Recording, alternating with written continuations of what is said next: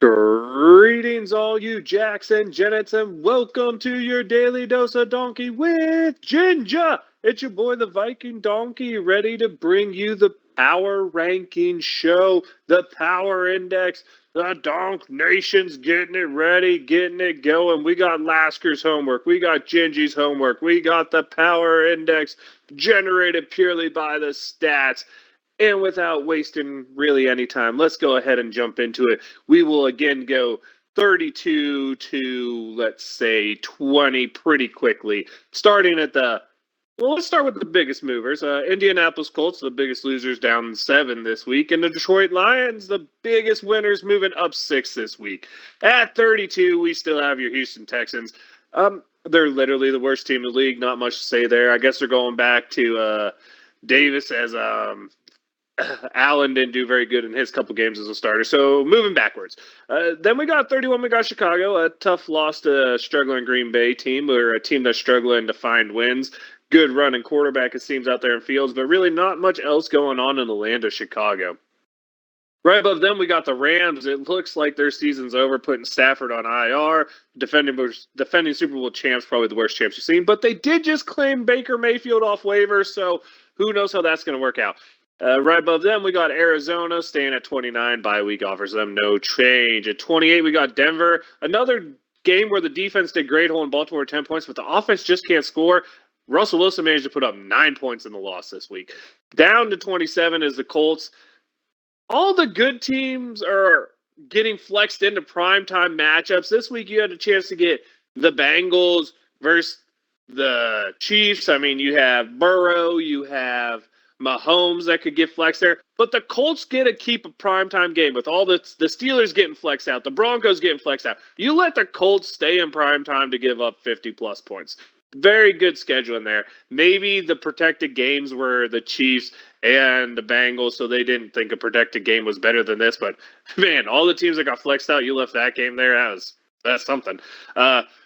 26, we got New Orleans. The Magic finally ran out against Tom Brady as Dalton almost completes a pass to win the game. It gets dropped. They give Brady the ball, and well, the rest is history. Carolina, a bye week, but managed to make news by waiving Baker Mayfield. Right above them, you got Jacksonville. The young team struggled in their blowout loss to Detroit. Just not much to say about that. Really bad game. 23, you got the Packers. Aaron Rodgers is trying to get things righted and make a miracle playoff run. That's what he said he wants to do. Well, you got to win the first one, and that's what they did this week over Chicago. 22, you got Atlanta. Tough loss versus the Steelers. Second half, they look better, but get one chance to get down and tie or take the lead, and Mariota throws a bad interception to Minka to end it. The reason we can talk about that game so much is that 21, you got the Pittsburgh Steelers. First winning streak of the year, happened to back-to-back road games. Hey, things might go well. Above them, you got number 20, Vegas Raiders, another team that's starting to seem to click, but maybe too little too late, but huge win this week over the Chargers. Momentum still going up for them. At 19, you got Cleveland. They get a win in Deshaun Watson's debut without scoring an offensive touchdown, though I believe they did have 3 touchdowns, a couple defensive and punt return. But when you play Houston, you really don't need to do much. At 18, you got the Chargers. A big loss versus Vegas. I mean, they have a lot of injuries there on this team. Maybe some bad coaching, as a lot of people are starting to question that now. Just a team that's really not living up to expectations. Up to 17, you got Detroit. This is a top 10 offense with the worst defense in the league, but scoring 40 points against the Jaguars gets them moving up. Tampa Bay stays flat at 16. And if you didn't watch the game, they didn't do anything. Fourth quarter, Tom Brady leaves a scoring drive. They get stopped. Defense gives up what looks like to be a big play in New Orleans. Doesn't happen. Tom Brady, couple minutes left. You know he's going to go down and lead the scoring drive. That's what he does. Touchdown, win the game, 17-16, Tampa Bay. Washington comes in at 15. Tie against the Giants is actually kind of interesting for the playoffs in the NFC, as it helps both teams, but hurts both teams. And really, a tie. Come on now. Tennessee drops down to 14. Derrick Henry's starting to get shut down, and the offense just can't seem to do anything. Really missing A.J. Brown. New England stays flat at 13 with a tough loss on fake football, a.k.a. Thursday Night Football, to Buffalo, but I'm not going to judge too hard on that. Seattle gets up to 12, a big win versus the Rams. this week for Seattle. The offense, again, scoring. Geno looking pretty good. Defense needs to still step up a little bit too many points given up against a bunch of backups in the Rams.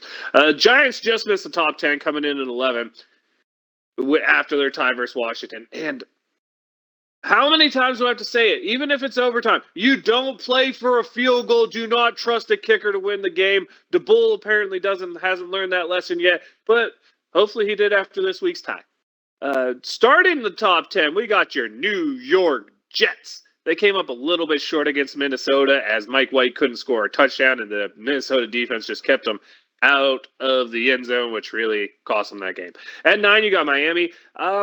Tua had a big winning way, but this week really hurt them because not only did they lose, but to San Francisco without Garoppolo, because Garoppolo was essentially hurt early in that game, and Brock Purdy just lit him up. I understand you don't prep for the backup, but still, Miami's biggest problem might be that defense moving forward.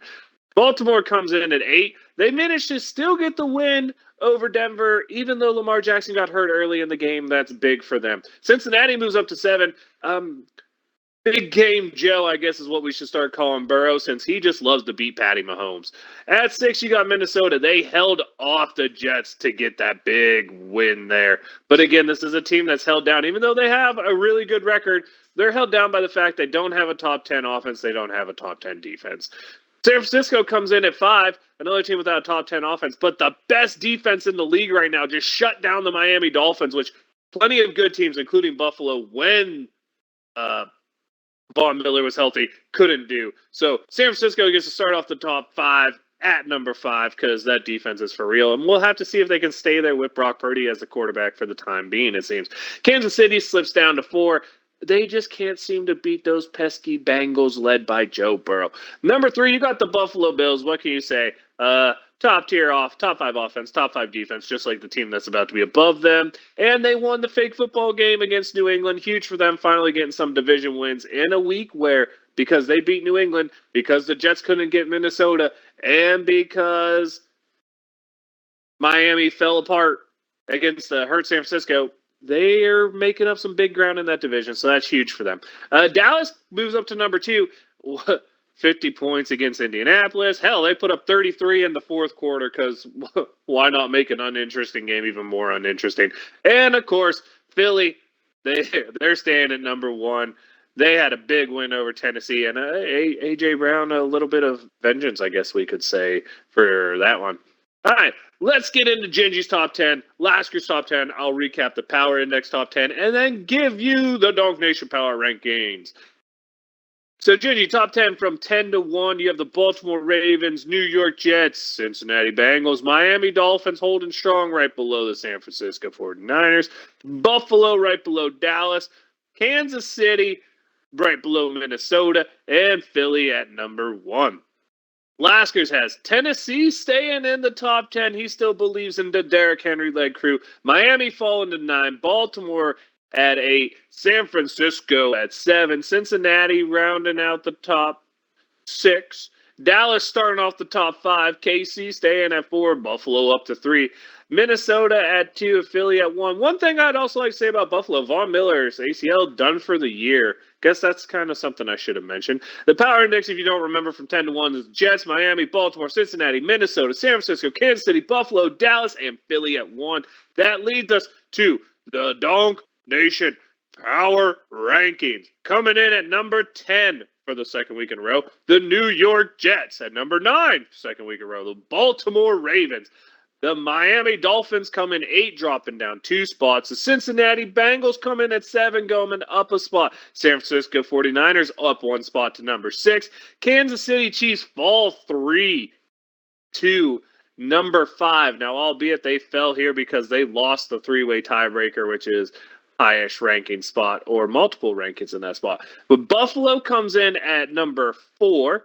Also in that 3-way tie, as Dallas, the last team in that 3-way tie, moves up 2 spots to get to that number 3 spot. The Minnesota Vikings, you'll also see moving up a spot right here to number 2. And the biggest surprise of all, the Philadelphia Eagles stay in that number 1 spot in the Donk Nation Power Rankings. Yes, that's the time. I gotta let you know I am Viking Donkey. That's Viking_Donkey on Twitch and Twitter. Your daily dose of donkey with Ginger. It's a YouTube channel where you get all this fun content, including the newly put out bug cap for the Atlanta game and the upcoming Steelers talk, where we get Gingy, Laskers. We're gonna talk about the Atlanta game and the upcoming Baltimore game. Maybe we'll know about Lamar Jackson by then. But we love putting out these power rankings, the power index. I'd love to get your comments, your takes on them. See how you feel. Laskers, Gingy, the index, and the rankings have all come together. Give us your rankings for the top 10. Like I said, we'll start doing the community section. But it's that time, Donk Nation, Steeler Nation. Wave them if you got them. Here we go.